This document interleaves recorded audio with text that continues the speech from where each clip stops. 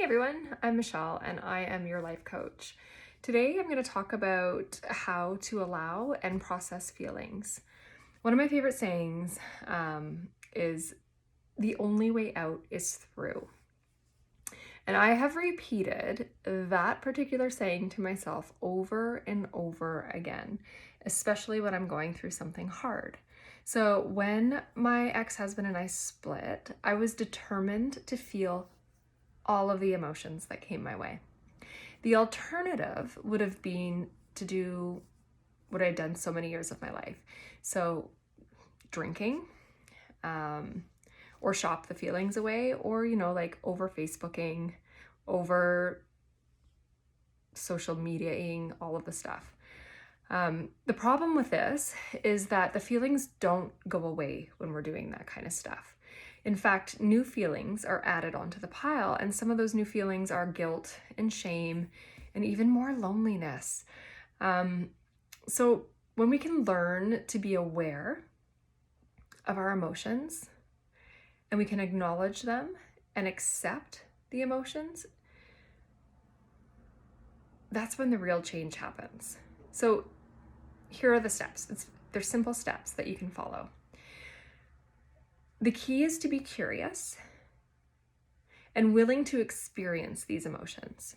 Emotions are just vibrations in the body, and they cannot hurt you and they cannot hurt anyone else. In fact, when we don't allow them and accept them and experience the feelings, we create more suffering and pain. That's what can hurt people.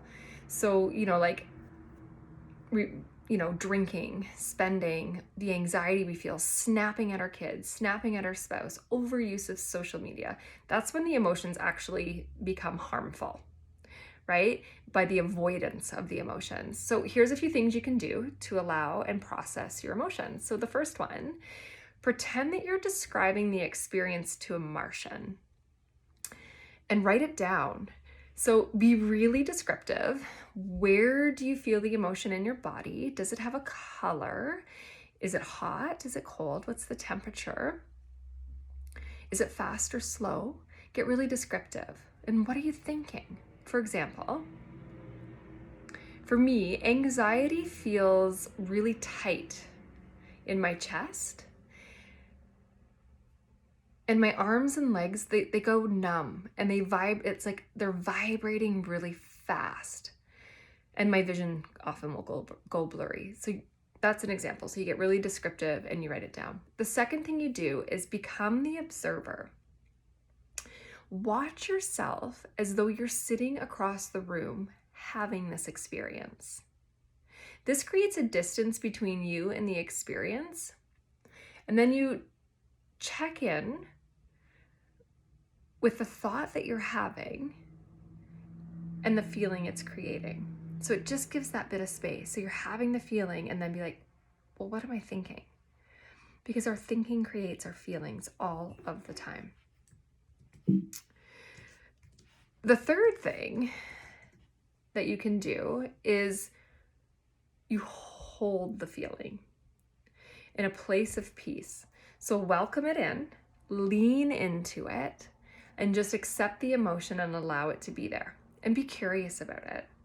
One of the things I said to my client the other day is, I was like, where there is curiosity, like a really innocent curiosity, there can be no judgment. And when we judge our emotions and our experience, it makes it harder. So instead, apply curiosity, like you're a child, like with that innocence. And if you're needing more support with this, with how, like allowing an emotion, you can reach out to me and I can help you get there faster. And there'll be less confusion and less overwhelm. And you can reach me at my website, which is www.michellewilliamscoaching.ca. All right, until next time, have a beautiful day.